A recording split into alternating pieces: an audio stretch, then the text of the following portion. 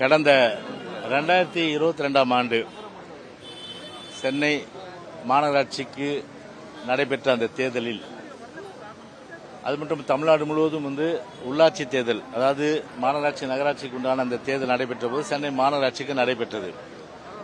அந்த சூழ்நிலையில்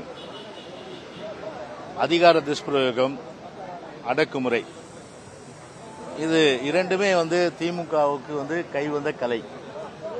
எனவே அடக்குமுறை மூலமாக ஒரு போலியான வெற்றியை பெற வேண்டும். ஏன்னா கடந்த காலங்களில் சென்னை மாநகராட்சி மன்ற தேர்தல் எப்படியெல்லாம் நடைபெற்றது, ஒரு நீதிபதியினுடைய வாக்குகளே கூட சென்னை மாநகராட்சி மன்ற தேர்தலில் திமுகவினர் கள்ள ஓட்டு போட்டு அதன் அடிப்படையில் நீதிமன்றமே கண்டனம் தெரிவித்து ஒரு 99 மாநகராட்சி வார்டுக்கான தேர்தல் மறுதேர்தல் நடைபெற்றதெல்லாம் தெரியும். அந்த மாதிரி ஒரு வன்முறையை அரங்கேற்ற வேண்டும் என்று திட்டமிட்டு அந்த அடிப்படையில் ராயபுரம், அதாவது வட்டம் எண் 49 நம்ம கேண்டிடேட் அப்போ அரசு தான் பகுதி செயலாளர், அந்த வட்டத்தில் திரு நரேஷ் என்கின்ற ஒரு சமூக விரோதி, கிட்டத்தட்ட பார்த்தீங்கன்னா ஒரு 10க்கு மேற்பட்ட வழக்குகள், ஒரு ஹிஸ்டரி ஷீட்டர். அது மட்டும் இல்லாமல் பார்த்தீங்கன்னா அதுக்கு பிறகு அதாவது லிக்யூர் என்று சொல்லக்கூடிய மதுபானத்தை கள்ளத்தனமாக ஸ்கூட்டியில் சென்று விற்கின்ற அந்த ஒரு நிலையில் அவனுடைய அந்த ஒரு ட்ராக் ரெக்கார்டு இருக்கின்ற ஒரு சூழ்நிலையில் அவனை திமுக அப்படின்னு ஒரு சர்டிபிகேட் கொடுத்தது திரு ஸ்டாலின். எப்படிப்பட்ட ஒரு திமுக இருக்காங்கன்னு தயவுசெய்து நீங்க தெரிஞ்சுங்க.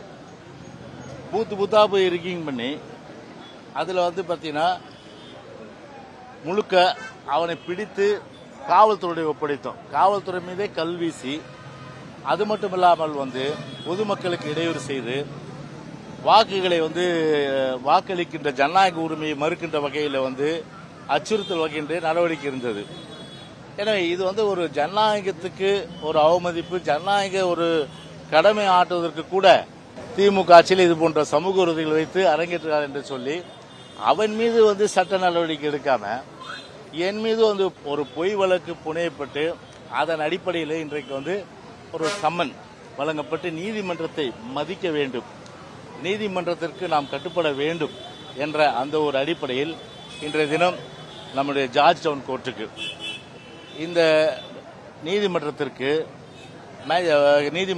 வருகை தந்து நடுவர், அதாவது நீதிபதி முன்பாக எங்களுடைய கருத்துக்களை இது மாதிரி புனையப்பட்ட பொய் வழக்கு என்று சொல்லி இன்றைக்கு அவர் 22ஆம் தேதி இல்லையா, 22 இந்த மாதம் 22 நாள் சார்ஜ் ஷீட் கொடுத்தாங்க. 22 நாள் வழக்கு ஒத்திவைக்கப்படும் தெரிவிச்சிருக்கேன்.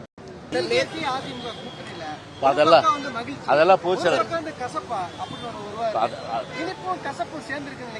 ஒரு விஷயம் தெரிஞ்சீங்க, எல்லாவற்றுக்கும் பொதுச்சா விளக்கம் அளிச்சிட்டாரு.